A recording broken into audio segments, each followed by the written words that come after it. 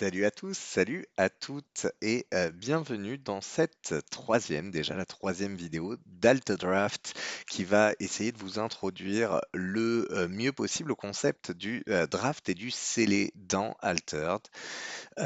Ici, dans cette vidéo, ce que je vous propose de faire en préalable à la première analyse de cartes de la nouvelle extension en rapport au draft et au scellé, ça va être tout simplement de s'intéresser un petit peu à la tier list des héros en scellé et en draft pour le deuxième set. Donc avant tout, bien sûr, ce que je vais vous proposer de faire, c'est de s'intéresser à la méta du premier set en draft. Donc la méta du premier set en draft, en gros, déjà la première chose à savoir, c'est que vous aviez à l'intérieur de toutes ces cartes 18 héros que vous pouviez choisir avec un classement que j'ai donc évalué S étant comme la meilleure note, ensuite A, B, C, D, c'est plutôt logique. Donc quelques héros plutôt bien classés, donc Teja et Sigismar qui étaient vraiment les deux meilleurs héros sur la première saison. Kojo et Bouddha qui pour moi étaient juste derrière et vraiment tenaient la corde assez rapidement lorsqu'il fallait faire des choix. Puis ensuite une grande quantité de héros dans le secteur B, donc les bons héros, pas exceptionnels mais quand même plutôt pas mauvais. Puis les héros qui sont classés C, ceux avec lesquels bon, on va essayer de faire quelque chose, mais on n'est quand même pas tout à fait heureux de se retrouver avec ces héros. C'est cependant situationnel parce qu'avec certains de ces héros, on peut aussi faire de très bons decks. Ça va aussi nécessiter d'être bien meilleur lorsqu'il va s'agir de faire les choix de cartes dans le scellé ou dans le draft. Enfin, pour la dernière partie, on va avoir les cartes D. Les cartes qui sont rankées D, très clairement, sont les cartes Ouch, j'ai pas eu de bon héros. Bien, tant pis, on va quand même prendre quelque chose pour mettre une carte en moins à l'intérieur du deck. Et puis, bien, sur un malentendu, on va arriver à faire quelque chose avec. À l'intérieur de cette classe, on avait Hatsadi, on avait Lindiwi, qui en fait était assez peu utilisé. Et à raison, en fait, c'est assez difficile à utiliser en draft et en scellé. Gulrang, qui est peut-être le seul qu'on pouvait vraiment essayer d'utiliser au-delà de sa capacité, et Aurak, qui était pas non plus incroyable. Bien, dans le set 2, il y a de la nouveauté. Boom! Beaucoup moins de héros jouables. En fait, on va avoir que 2 héros par classe disponibles. Forcément, ça va changer beaucoup de choses, étant donné que dans ces héros disponibles, on perd 2 rangs D, 2 rangs C, un rang B et un rang S. Ça va changer beaucoup de choses dans le sens où en fait, déjà Teija, qui était un héros qu'on aurait bien aimé avoir sur la saison 2, ne sera pas disponible. Et ça veut aussi dire que certains héros qui étaient excessivement puissants avant, comme Sigismar et Kojo, restent disponibles dans la saison 2.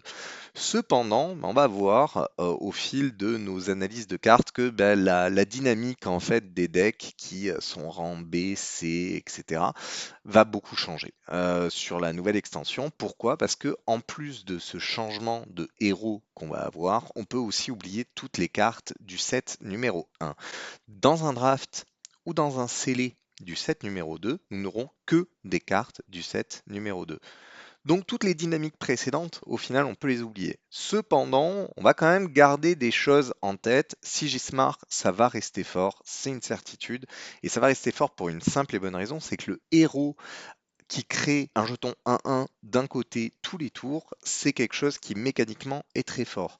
Kojo va rester fort aussi, c'est mécanique. Pourquoi? Parce qu'une 2-2 tous les deux tours, ça va vous permettre de mettre beaucoup de pression. C'est très fort et ça le restera, c'est 100% sûr. Par contre, effectivement, il va y avoir d'autres changements qui vont s'opérer dans les classes.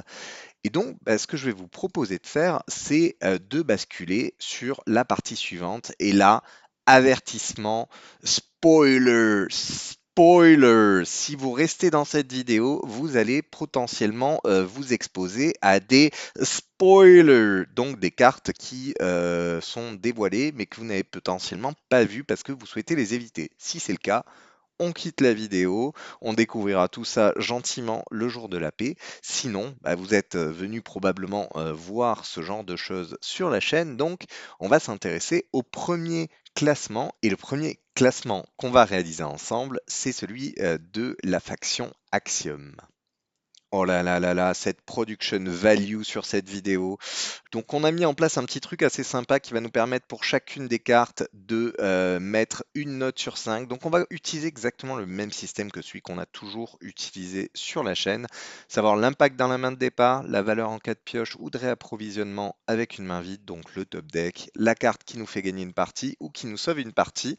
Bref, on va essayer d'évaluer pour chacune des cartes de la faction Axiom, est-ce que ça va nous permettre de faire quelque chose de sympa à l'intérieur du draft. Puis ensuite, on essaiera de s'intéresser à la fin. Alors, ce ne sera pas à la fin de cette vidéo, hein, parce qu'à la fin de cette vidéo, je pense qu'on s'arrêtera après le classement de l'ensemble des personnages du set 2 de la faction Axiom. Mais clairement, à la fin des vidéos, donc je pense qu'on en aura peut-être 4 ou 5, on s'intéressera de nouveau aux dynamiques des héros et on verra qu'il y a eu des changements, effectivement, c'est une certitude.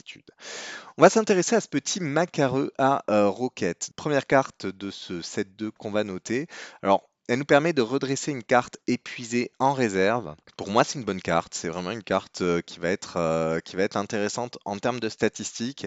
Après, elle n'est pas incroyable non plus. On va analyser un petit peu la manière dont elle va fonctionner ici. Est-ce que c'est une carte qu'on veut dans sa main de départ? Bah ouais, c'est pas si mal. Donc le classement serait une sorte de classement B.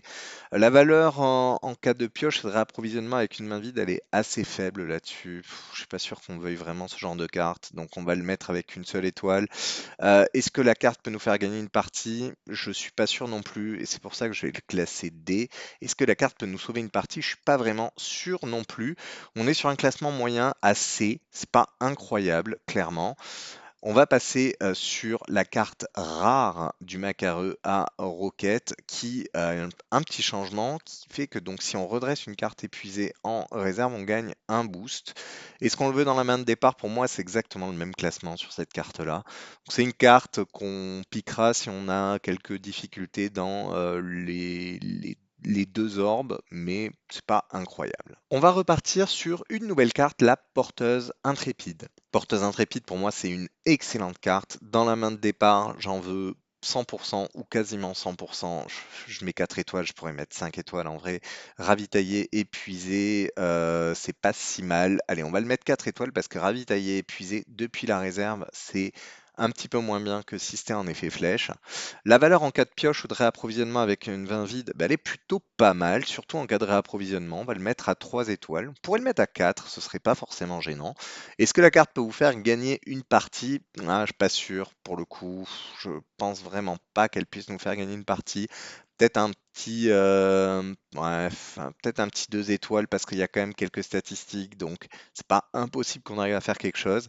Est-ce qu'elle peut sauver une partie? Un peu plus, oui, parce que le ravitaillement épuisé peut éventuellement déclencher quelque chose. On est sur une carte avec un classement moyen AB, donc c'est pas mal. Vous allez voir que la version rare de cette carte, là pour le coup, elle est magnifique. Donc ici, en impact de main de départ, bien sûr, c'est un effet flèche, ravitaillement épuisé. On veut cette carte, elle est fabuleuse dans la main de départ. En cas de pioche ou de réapprovisionnement avec une main vide, pareil, c'est excellent, c'est un classement S. Est-ce qu'elle peut faire gagner une partie? Un peu plus, en l'occurrence, hein. Clairement, le ravitaillement épuisé, bon, on va l'utiliser au tour d'après, donc non. Ouais, effectivement, on pourra utiliser qu'au tour d'après, donc effectivement, on peut s'en maintenir à du classement C sur ces deux catégories.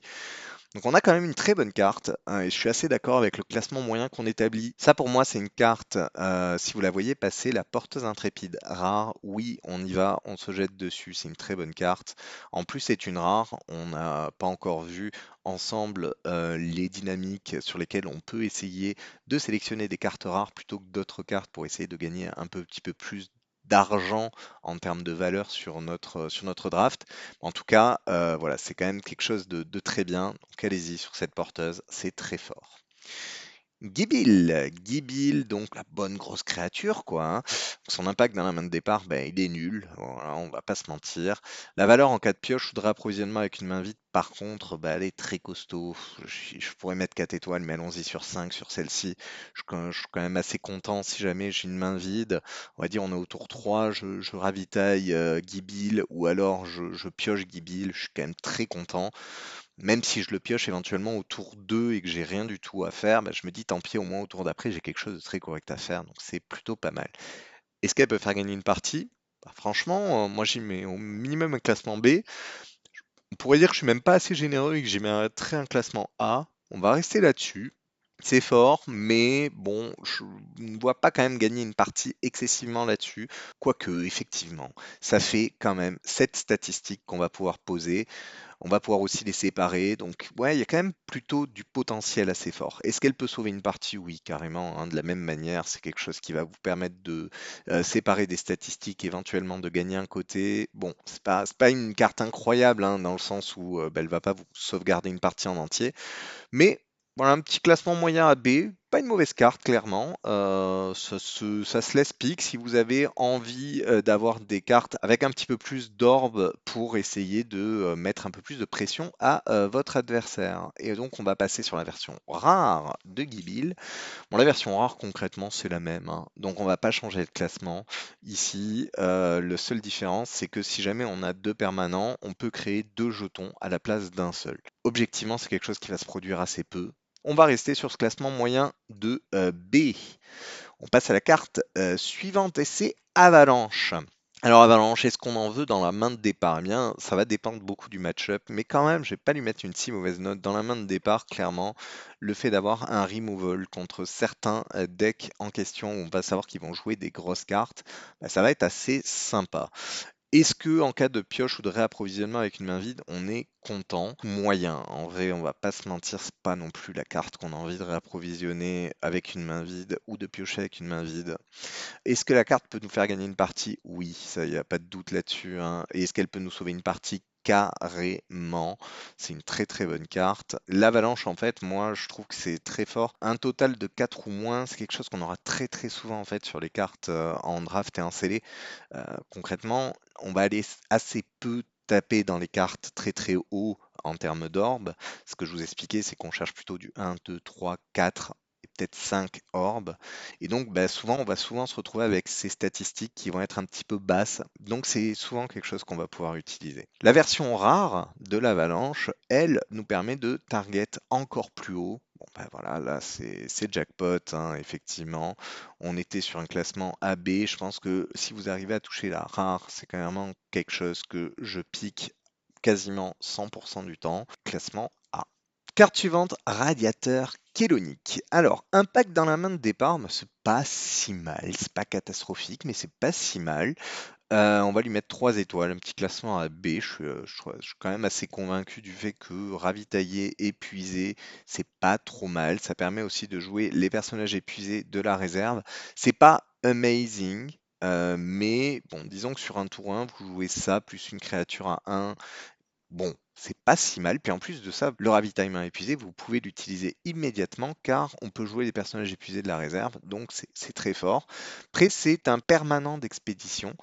Donc il va falloir bien choisir où le placer et il va disparaître une fois qu'on aura avancé. Ce qui fait que, bon, bah, en cas de pioche avec une main vide, c'est plutôt pas mal dans le sens où on va pouvoir utiliser le ravitaillement. Donc on peut lui mettre un classement B. C'est pas exceptionnel, mais c'est vraiment quand même pas un mauvais réapprovisionnement. Est-ce qu'elle peut faire gagner une partie? Bon, je vais mettre 2 étoiles. Et pareil, est-ce qu'elle peut sauver une partie? 2 étoiles aussi. C'est pas non plus le truc de dingo. C'est assez rare pour être souligné. La version rare de cette carte, pour moi, elle est moins intéressante dans la main de départ. Même dans la main de départ, pour moi, c'est quelque chose que je vais classer 1 étoile, peut-être 2 étoiles. Allez, soyons sympathiques. Et donc, en fait, ben, en cas de pioche ou de réapprovisionnement, de la même manière, c'est pas quelque chose sur lequel je suis très fan. En réapprovisionnement, éventuellement, pour un mana, je joue cette carte, j'ai le droit de jouer un ravitaillement épuisé, c'est pas mal, c'est pas exceptionnel non plus. Est-ce qu'elle peut faire gagner une partie? Moyen aussi. Est-ce qu'elle peut faire sauver une partie? Moyen aussi. Bref, c'est pas une carte que je piquerai très souvent à l'intérieur de mes scellés, c'est une certitude. On va parler maintenant de Lord Kelvin. Lord Kelvin, c'est une 4-4-4 pour 4. On peut épuiser une carte ciblée en réserve lorsqu'elle provient de la réserve. Est-ce qu'on le veut dans la main de départ? Bah, c'est pas si mal en vrai, quand même. On a un tour 4 qui est plutôt costaud et qui va nous permettre d'épuiser une carte adverse dans la réserve. Au tour 4, il va bien souvent y en avoir une à l'intérieur de la réserve, donc on est plutôt content. En cas de réapprovisionnement sur une main vide, bon, c'est pas le dream, c'est pas non plus mauvais, c'est quand même des statistiques, donc on va quand même lui mettre un classement assez. Est-ce qu'elle peut faire gagner une partie? Bah écoutez, il y a quand même un monde dans lequel être capable d'épuiser une carte ciblée dans la réserve, ben, ça va permettre de faire un petit peu de dégâts chez l'adversaire. Donc on va lui mettre un petit 3 étoiles. Et est-ce qu'elle peut sauver une partie? Bah, je pense que c'est encore plus important. Là, l'impact d'être capable de bloquer une carte de la réserve de l'adversaire peut avoir toute son importance. Donc on est sur un classement moyen AB, une carte qui est plutôt pas mauvaise, que vous pouvez pique s'il n'y a pas mieux à l'intérieur du paquet. Pourquoi pas, c'est pas si mal. On va parler maintenant de la version rare de cette carte qui se retrouve donc imputé d'un mana depuis la réserve et à un montagne de moins de la réserve. Pour moi, ça change pas la carte, c'est plus ou moins la même chose. Elle va coûter un petit peu moins cher d'être rejouée de la réserve. Si par exemple j'ai l'opportunité de piquer la commune à la place de celle-ci, bah, je suis pas forcément malheureux. C'est pas la carte de l'extension, clairement. On va parler maintenant du recycleur gelé. Recycleur gelé, donc c'est pour 4 avec ravitaillement épuisé. On peut conserver une carte de plus en réserve pendant la nuit si elle est épuisée. C'est un vrai permanent. Dans la main de départ, bon, c'est pas incroyable hein, en termes de valeur. C'est peut-être pas la carte qu'on veut absolument en main de départ. En cas de pioche ou de réapprovisionnement avec une main vide, je pense que c'est excessivement mauvais. Est-ce qu'elle peut faire gagner une partie? Je ne pense pas non plus. Est-ce qu'elle peut sauver une partie? Je pense pas non plus. Donc, clairement, cette carte-là, elle a l'air bien sur le papier, mais je pense qu'elle n'est pas si forte que ça et qu'il vous faudrait l'ignorer à l'intérieur d'un draft. Si vous n'avez pas le choix, c'est pas le pire que vous puissiez prendre dans la catégorie D, mais clairement, bah, elle vous aidera pas en main de départ, elle vous aidera pas en réapprovisionnement, elle vous aidera pas à gagner une partie, elle vous sauvera pas une partie. C'est pas évident quand même de se dire que ça peut être une bonne carte. On a la version rare aussi qui est disponible et qui nous permet de ravitailler et puiser lorsqu'on la joue. Donc la valeur en cas de pioche, elle est un peu meilleure ici, donc sur un top deck. Et est-ce qu'elle peut faire gagner une partie? Bon, je suis toujours pas sûr en vrai. Donc bah ici, ce que je vais vous proposer, c'est de rester sur ce classement moyen 2D. Et malheureusement, bah, cette carte-là, c'est pas du tout la carte qu'on va cibler en draft ou en scellé. On va maintenant s'intéresser à la suite. La galerie, ou les galeries plutôt, saisies par les glaces. Alors vraiment, ces repères hein, permanents, moi je les adore. Vraiment tous de cette extension, je les trouve très forts et je pense qu'on va vraiment pouvoir faire des trucs assez fous avec ces permanents. J'ai envie de dire que je suis très très gourmand à l'idée d'en avoir beaucoup dans mes decks. Je pense que je vais souvent me faire avoir parce que j'en jouerai un peu trop. Donc il va y avoir un juste milieu à trouver là-dessus. Donc en tout cas, dans la main de départ, pour moi, c'est vraiment une bonne carte. On la veut assez tôt dans la partie parce que bon ben voilà, c'est quelque chose qui va gagner un compteur épreuve à chaque fois que on va mettre une carte en réserve depuis la main ou depuis le deck. On va avoir énormément de possibilités d'utiliser cette carte avec beaucoup de cartes qui vont permettre de ravitailler, beaucoup de cartes qui vont permettre de mettre des cartes de sa main en réserve. Donc bon voilà, c'est excessivement fort. Allez-y, galerie saisie par les glaces, ça met ensuite des 5-5-5 sur le board. Pour moi, c'est costaud. Donc, en cas de pioche et de réapprovisionnement avec une main vide, bon, là, on est un peu malheureux.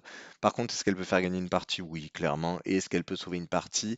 Voilà, je lui mettrai quand même que 3 étoiles, c'est pas évident. Donc, classement moyen B, pas une mauvaise carte. Moi, je l'évaluerais quand même un poil plus, mais on va dire, voilà, c'est plutôt un ressenti. Ensuite, la version rare. Alors là, la version rare, bon, c'est jackpot, hein, ça coûte que 2 depuis la réserve.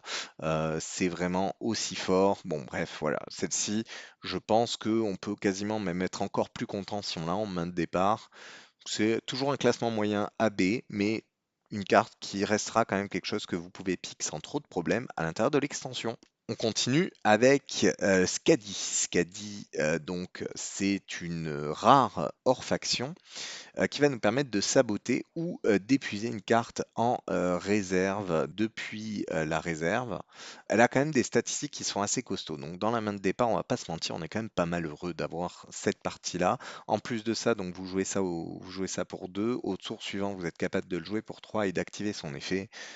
C'est costaud, hein, c'est costaud. Franchement, je suis même difficile, hein. On pourrait lui mettre un tiers S à celle-ci depuis la main. Soyons fous, je pense pas que ce soit démérité pour ce qu'elle dit. Sa valeur en cas de pioche ou de réapprovisionnement avec une main vide, bon, c'est quand même un peu moins fou. C'est quand même des statistiques pour deux. Voilà, je pense qu'on va quand même lui mettre 2 étoiles, mais c'est pas non plus incroyable. Est-ce qu'elle peut nous faire gagner une partie? Ah, ça, c'est pas dit non plus. Est-ce qu'elle peut sauver une partie? C'est pas dit non plus. Donc on est encore une fois sur une carte avec un classement moyen AB. Pas une top carte, mais une carte qui va quand même être facilement piquable. Moi, celle-ci, en l'occurrence, voilà, c'est vraiment le type de classement B que j'ai envie d'avoir à l'intérieur de mon deck. Pourquoi? Parce que c'est vraiment des cartes qui vont nous permettre de mettre beaucoup de pression dès le début de la partie. Et un draft ou un scellé, ben, ça va souvent se gagner aussi sur les premiers tours qu'on va faire et l'avance qu'on est capable de prendre sur les premiers tours. On va continuer avec la secouriste Bravos. Secouriste Bravos, c'est encore une hors faction. Donc une 3-3 avec des statistiques qui sont extrêmement costauds. C'est plutôt une bonne carte en main de départ. Vous avez 4 de chaque côté, ça vous permet de vraiment être potentiellement incontestable d'un côté. Vous allez pouvoir la rejouer au tour d'après avec plus ou moins les mêmes statistiques. Bon, c'est pas la Dream Card, mais je pense que c'est vraiment une carte de classe B globalement, hein. En cas de pioche ou de réapprovisionnement avec une main vide, bon, ça fait quand même des stats, donc on va pas se mentir, je suis pas quand même triste de piocher ça plutôt qu'autre chose. Est-ce qu'elle peut me faire gagner une partie? Bon, là, il y a quand même assez peu de chance, hein, on va pas se mentir. Est-ce qu'elle peut me sauver une partie? Bah, de la même manière, en fait, uniquement avec des statistiques. Classement moyen B.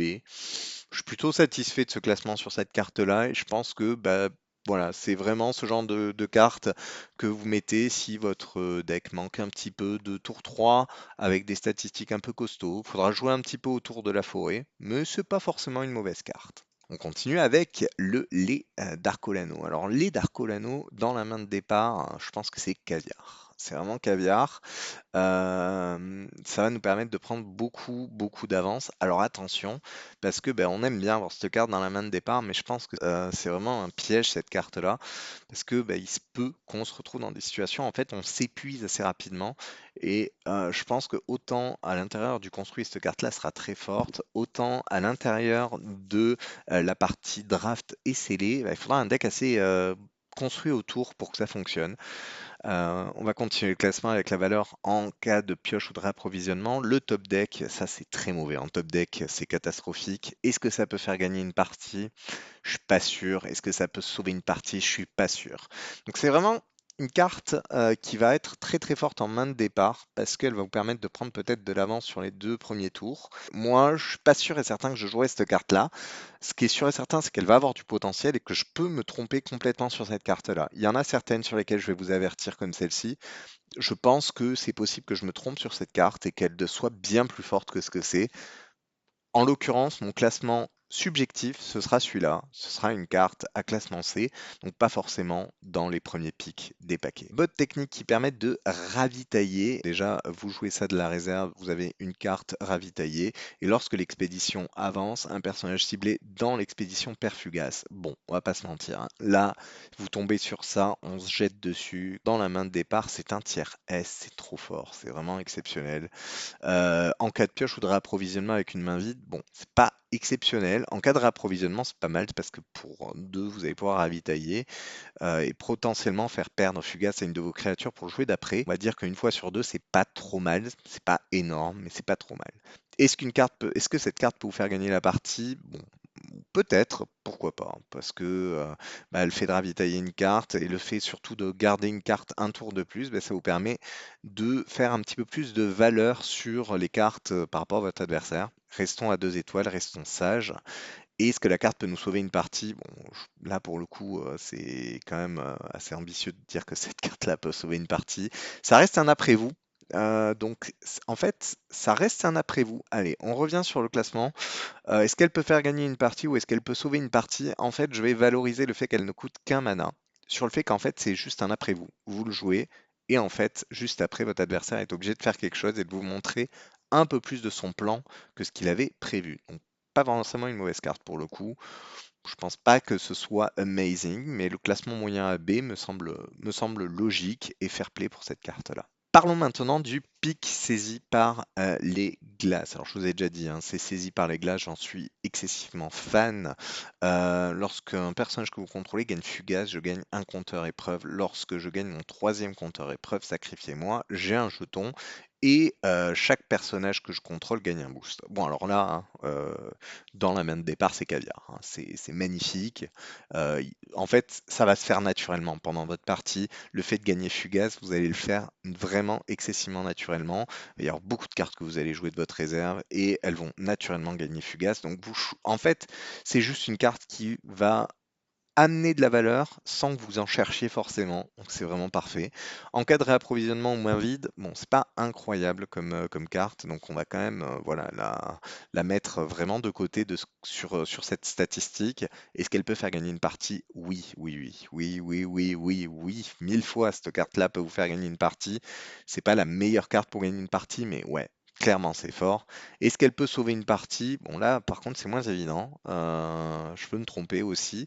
Mais voilà, donc on est sur une carte avec un classement moyen à B. Moi, je suis excessivement fan des repères permanents saisis par les glaces. Il y en a plein et celui-ci, ben, comme tous les autres, je le surévaluerai légèrement. Peut-être que je me trompe, mais pour moi, on est sur un classement moyen à B dans les statistiques. En fait, le fait d'avoir une 5-5 plus ou moins gratuitement au fil de la partie, si vous la déclenchez au bon moment, cette carte-là, elle peut vraiment faire des ravages et vous pourrez en avoir deux en plus parce que bah, vous pouvez la rejouer depuis la réserve.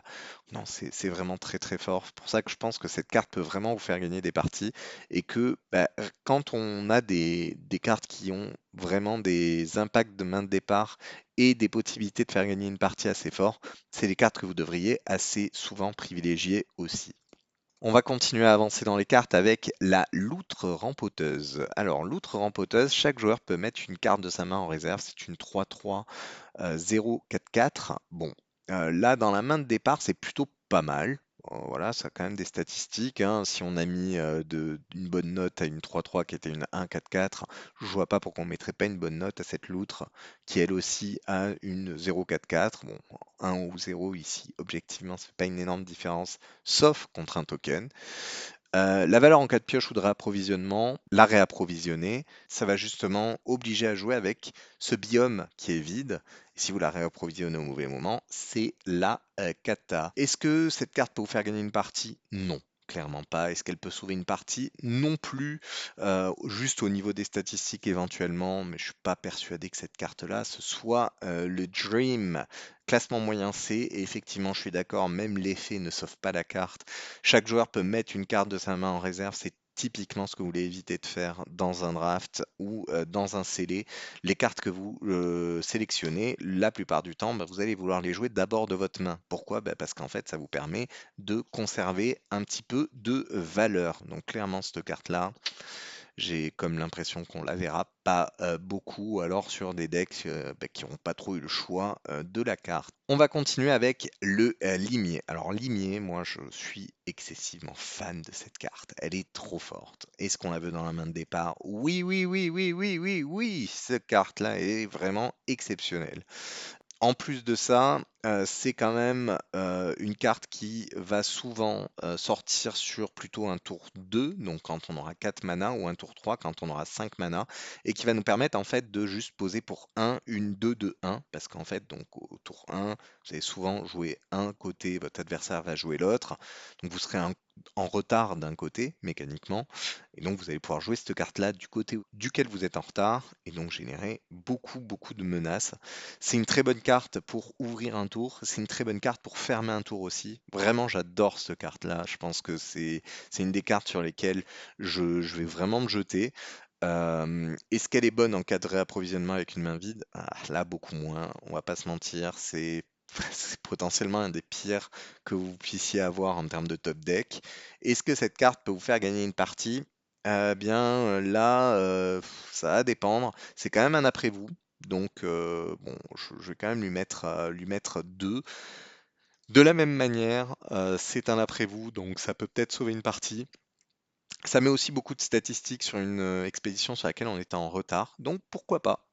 Voilà, je suis pas 100% sûr que cette carte-là soit très forte dans tous les axes, mais en fait elle est tellement puissante à l'intérieur de l'impact dans la main de départ que je pense que cette carte-là vaut le coup d'être jouée.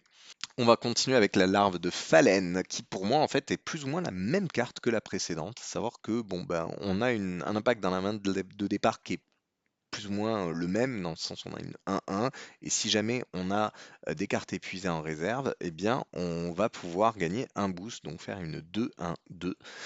Est-ce que c'est fort en main de départ? Ben là, pour le coup, je suis moins sûr. Ça reste un After You, donc c'est pas si mal. Ça pose des statistiques, mais bon, on n'a pas encore la vision sur notre set. Mais deux cartes épuisées en réserve au tour 1, ça n'arrivera pas.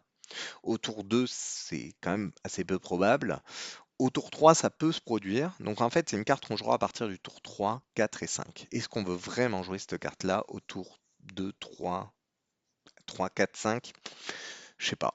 Je suis pas sûr et certain. Donc je vais quand même lui mettre la bonne note qu'elle mérite dans la main de départ. C'est pas forcément une mauvaise carte. Donc petit classement moyen. Est-ce qu'on veut la piocher? Non. Est-ce qu'elle peut nous faire gagner une partie? Non plus. Et est-ce qu'elle peut nous sauver une partie? Non plus. Donc effectivement, un classement moyen assez, avec lequel je suis plutôt d'accord. Cette carte-là, c'est pas la carte sur laquelle je vais me focaliser. Je peux me tromper si jamais il y a vraiment énormément de cartes qui viennent épuiser, que en fait c'est un enfer, mais je n'y crois pas vraiment à cette carte-là, on va pas se mentir. On va maintenant parler d'une des cartes qui pour moi est la plus forte chez Axiom, le Blizzard. Alors Blizzard, est-ce qu'on le veut dans la main de départ? Bon, pas trop, hein, franchement, c'est pas vraiment la top carte en main de départ. Est-ce qu'on la veut en réapprovisionnement ou en top deck? Ouais, je pense, hein, clairement. Et avoir la possibilité d'envoyer tous les personnages d'une expédition ciblée en réserve et de les exhaust pour être sûr et certain qu'ils ne seront pas jouables au tour d'après, voire potentiellement pour forcer l'adversaire à les défausser en fin de tour, parce que s'il dépasse deux personnages à l'intérieur de sa réserve, eh bien il va devoir faire des choix à la fin de son tour. Moi, franchement, j'adore cette carte. Est-ce qu'elle peut faire gagner une partie? Oui. Là, là, c'est 100% sûr, cette carte-là va vous faire gagner des parties. Et est-ce qu'elle peut vous sauver des parties? Oui. Alors bon, on va être peut-être un petit peu moins généreux sur le gain de partie. On va rester là-dessus, je pense, mais c'est pas mal. Pour moi, effectivement, c'est bien un classement moyen AA, une carte que vous allez choisir 100% du temps à l'intérieur de votre draft ou de votre scellé. Il reste encore une carte à voir, c'est la nuée de Phalène. Alors, nuée de Phalène, pour 7, on a quelque chose qui a coûté un de moins pour chaque carte épuisée en réserve. Ça peut rapidement réduire pas mal en coût et qui va permettre de créer 3 jetons illusion 2-2-2 Phalène de mana. Donc on peut les mettre où on veut dans les expéditions. En fait, cette carte-là, c'est un petit peu le open the gate de cette extension et qui va avoir une possibilité de se réduire en coût pour chaque carte épuisée en réserve. Je suis pas sûr et certain qu'en main de départ on en veuille, ça c'est une certitude. En réapprovisionnement ou avec une main vide, c'est pas incroyable, mais c'est pas mauvais quand même, hein, parce que, bon, faut attendre le tour 5 avant que ce soit bon, ce qui va faire que je vais lui mettre juste 3 étoiles. Mais si vous le piochez à partir du tour 5, bah forcément, c'est quand même assez strong. Ça va vous permettre de supporter probablement la pression un tour de plus et donc bah, d'arriver à s'en sortir. Est-ce que ça va vous faire gagner des parties? Bah, peut-être. Là, pour le coup, je serais bien mal placé de vous dire que ça vous fera peut-être pas gagner des parties cette carte. Donc je pense qu'on peut au moins la classer 4 étoiles. Est-ce que ça peut vous sauver des parties? Oui, clairement. Je pense que ça, le fait de distribuer les illusions comme on souhaite, ouais, ça va vraiment vous faire gagner pas mal de parties ou vous sauver pas mal de parties. Donc c'est quand même assez costaud. Classement moyen AB. Donc bah voilà une bonne petite carte quand même. Je suis assez étonné de l'avoir venir assez haut dans le classement. Mais bah, faut être honnête, cette carte-là, c'est un Open the Gate. Ouvrez les portes. Et Ouvrez les portes était quand même assez fort en draft précédemment. Donc la nuée sera assez forte aussi. Et j'avais oublié, donc il reste une carte, une dernière carte, le col saisi par les glaces. Donc un nouveau saisi par les glaces. Ici, cette fois-ci, lorsque moi je décide d'épuiser une carte de qui que ce soit, je gagne un compteur. Au bout de 3, je sacrifie ce permanent et j'ai un 5-5. Puis je pioche une carte. Bon, parlons un petit peu de cette carte-là en termes de classement. ici, dans la main de départ, je pense qu'on les veut assez tôt, ces cartes, parce que justement, on veut profiter au maximum de leur valeur et on veut pas qu'elles arrivent trop tard dans la partie. En cas de réapprovisionnement, elle est pas dingo. Est-ce qu'elle peut faire gagner une partie? Bah ouais, je pense en fait. C'est pareil, hein, c'est une 5-5. Donc c'est le moment où vous allez déclencher cette carte-là pour l'adversaire, ça va être une mise de pression énorme. Et vous avez le draw, la pioche de cartes. Et la pioche de cartes, ça clairement, bah ça, c'est quelque chose d'assez énorme à l'intérieur du draft et du scellé. Est-ce qu'elle peut sauver une partie? Bah, avec un bon déclenchement au bon moment, pourquoi pas, mais c'est pas non plus exceptionnel. Et donc, nous arrivons à la fin de ce classement des cartes de la faction Axiom, ce qui va nous permettre de faire une première discussion générale sur la faction. Moi, je trouve que la faction est quand même assez costaud. Il y a des cartes qu'on a identifiées qui pour moi sont excessivement fortes et que je vous conseille d'essayer de sélectionner à 100%. Il y a des cartes qui vont être aussi très fortes pour essayer de faire des decks assez costauds en début de partie. Donc clairement, on s'intéressera très fortement à cette classe-là. Et je pense, vu le volume de permanents que l'on a, que notamment Sierra va être assez largement poussé par tous ces permanents. Moi, les permanents saisis par les glaces, je les adore typiquement, et je pense qu'avec Sierra, la possibilité de jouer un call saisi par les glaces, par exemple, et d'avoir une 2-2 à côté, bah, ça amène vraiment un vrai plus à ce héros. Et donc, par exemple, bah, dans la main de départ, avec Sierra, on n'est plus sur quelque chose qui est à 3, mais on est vraiment sur quelque chose qui est quasiment à 5. C'est call saisi par les glaces. Donc, Sierra, pour moi, si elle bascule pas au rang A, ce sera un rang B très très sérieux. Soubache était déjà en rang B. Je le vois pas vraiment se développer avec les cartes qu'on a données. Pour moi, il va rester rang B. On n'a pas fait toutes les cartes de l'extension et peut-être qu'on a des surprises qui vont arriver dans les prochaines vidéos. En tout cas, je vous remercie si vous avez regardé la vidéo jusqu'ici et n'hésitez pas à commenter pour essayer d'échanger sur la manière dont vous classeriez certaines de ces cartes. Si vous êtes en accord ou en désaccord avec moi, n'hésitez pas à me le dire. Ça me fait plaisir de savoir ce que vous pensez du contenu aussi. Donc, n'hésitez pas à mettre des commentaires. Je vous souhaite une bonne fin de journée, une bonne soirée comme d'habitude selon le moment auquel vous nous regardez. Et je vous dis à très bientôt pour la prochaine vidéo de Alter Draft qui traitera elle aussi du classement des nouvelles cartes en draft. Et donc on sera une nouvelle faction lors de la prochaine vidéo. À bientôt!